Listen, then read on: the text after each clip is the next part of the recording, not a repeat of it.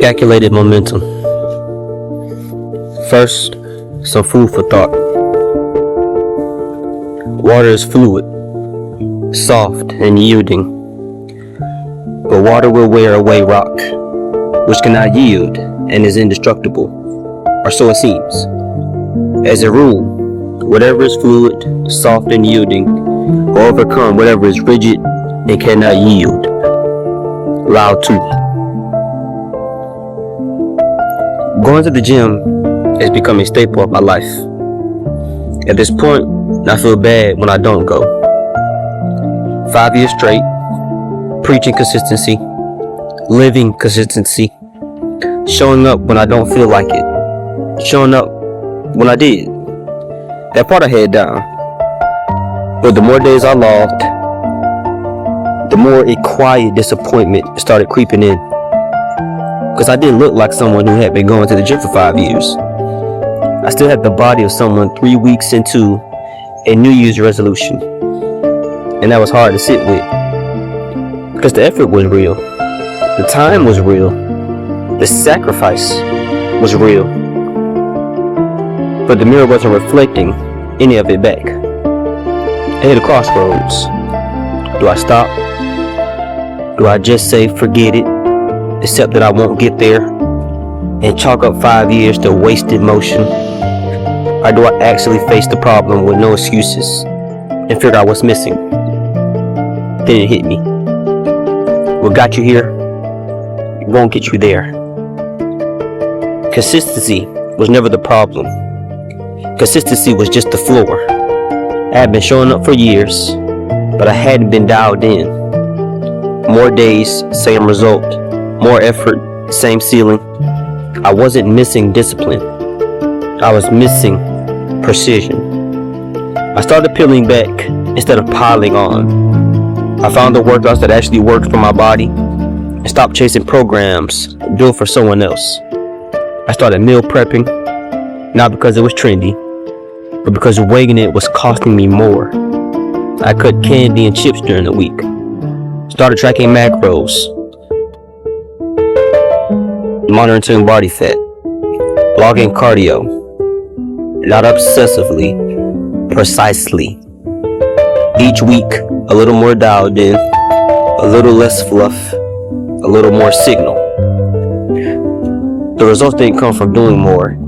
They came from doing the right thing with increasing intention until momentum started building on its own. The truth is, calculated momentum, effort without precision, is just excessive, expensive noise. Most people confuse momentum with progress. They stay in motion because stillness feels like failure. But there's the difference between the man running laps in a parking lot and the man who knows exactly where he's going. Calculated momentum is not about slowing down. It's about becoming so deliberate in how you move that every action compounds on the last one. You stop spending energy on things that don't return. You identify what actually works and you pour into that. The danger of rigidness. Staying true to the same ideas and the ways of doing things makes it much harder to adapt to the inevitable changes in life. The key insight is learning to let go of the need for control. Life has a unique rhythm and the endless stream of opportunities that can unfold at a slow or rapid pace. When you try to stop this flow, you will soon fall behind. The paradox at the center of this is that you have to let go to move forward. Let go of the program that isn't working. Let go of the habit that's more ritual than result. Let go of the ego that says doing more means you're doing better. Isaiah 55, 8-9. For my thoughts are not your thoughts, neither are your ways my ways, declares the Lord. As the heavens are higher than the earth, So are my ways higher than yours, and my thoughts than yours. God's ways are not your own ways. They're not our ways. His paths are higher than our logic. Our logic was never meant to be deceiving. The moment we grip our strategy so tightly that we can't see a better one, we've made an idol out of our own plan. As Psalm 37:23 reminds us, the Lord makes firm the steps of the one who delights in him. When we maintain rigidity in our thinking and approach, we hinder our ability to adapt and prevent ourselves from recognizing real opportunities for what they truly are. Your job is to stay connected to the source. His job is to order your steps. Here are 4 essential flows that must be mastered to develop calculated momentum. 4 flows. Master them. 1. Mental flow. Every meaningful innovation in history started with someone who refused to stop being curious. When learning, you must develop the spirit and insatiable hunger for knowledge. This curiosity generates unexpected ideas that help you navigate around obstacles and sustain forward progress.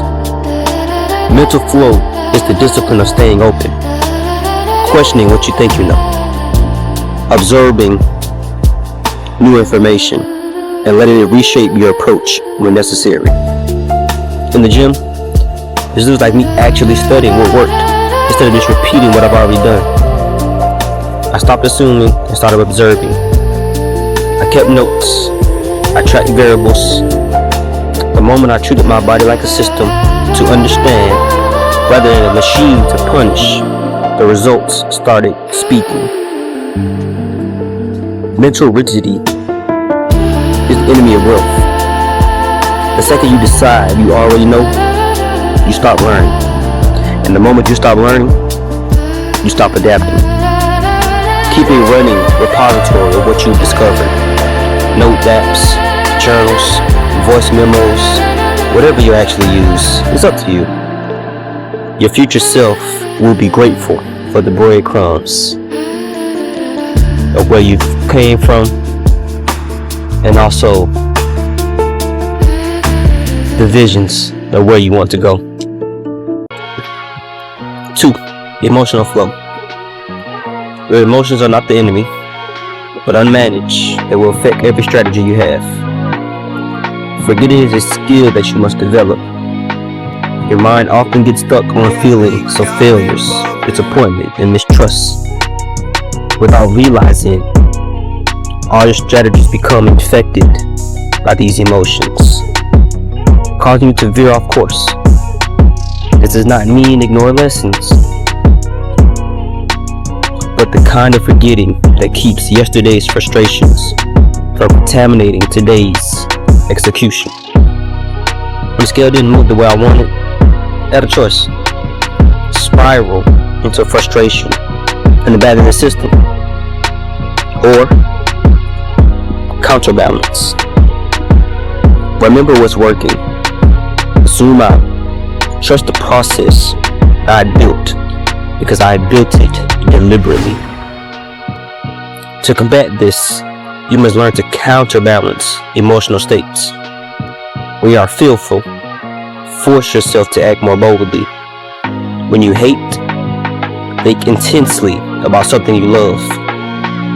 Whenever you start to doubt, think back to your recent successes, reminding yourself of the progress you have made thus far. This is not toxic positivity. It's emotional management. The ability to steer your internal state instead of being steered by it. People who master this carry a steadiness that others are drawn to. It's the mark of someone with grace under pressure. Number 3, social flow. This is necessary when dealing with others or leading a team. It is also where most leaders go wrong. You either control everything or delegate everything. And neither works. Social flow is the ability to provide a framework built on your knowledge and vision while leaving room for the people around you to shape it. You're not a dictator imposing your will on others. You're a conductor. You set the tempo. You hold the standard. You let each person bring their instrument and contribute their unique talents. In practice, this means being secure enough in your direction that you don't need to grip every detail. Share the framework. Trust the people. Stay available. As chairman of the Alumni Association, I learned this firsthand. I could impose my vision, but we only go as far as its collective buy-in. This means tailoring my message to the audience, leaving room for others to put their own flavor on it, and trusting that the framework holds even when the execution looks different than I imagined. The results will be better than anything you could have produced alone, and the people who actually own it. Number 4, cultural flow. As you get older, you will unconsciously become locked in a style that is dead. Culture moves whether you move with it or not. And if you stop paying attention, you'll wake up one day doing things a certain way simply because that's how you've always done them, not because it's the best way. It doesn't mean chasing trends. It means staying alive to what's shifting around you. Reinvention isn't abandoning who you are. It's refusing to let who you were become a ceiling on who you're becoming. The 2.0 version of you cannot live inside the habits, mindsets, and methods of the 1.0 version. I experienced this personally at the shift from striving to abiding. The old approach was rooted in my own works, my own will, my own methods. Thing that I needed to study more and try harder at things. But the reality is, the opposite is true. I needed to retrain my mind to understand that it is simple execution and application of what I already know, not more knowledge. The reinvention wasn't adding something new. It was letting go of a version of myself that has outlived its usefulness. That's not weakness. It's evolution. Culture flow is the commitment to keep evolving so that your approach stays as sharp as your vision. The goal is not to become a leaf blown by every wind. It is to become like water, maintaining your essential nature while taking the shape that best serves your forward movement. Calculated momentum is not recklessness. It is not rigidness. It is strategic adaptability, anchored in purpose, refined through attention, and sustained through faith. Daily nourishment. Calculated momentum represents one of the most sophisticated approaches to success in an unpredictable world. It requires developing comfort with uncertainty while maintaining strategic awareness. A difficult balance that separates those who strive from those who merely survive in their misery. Most people will never get here. Not because they lack talent, not because they lack opportunity, but because they lack the willingness to look themselves in the mirror and admit that what they've been doing isn't working.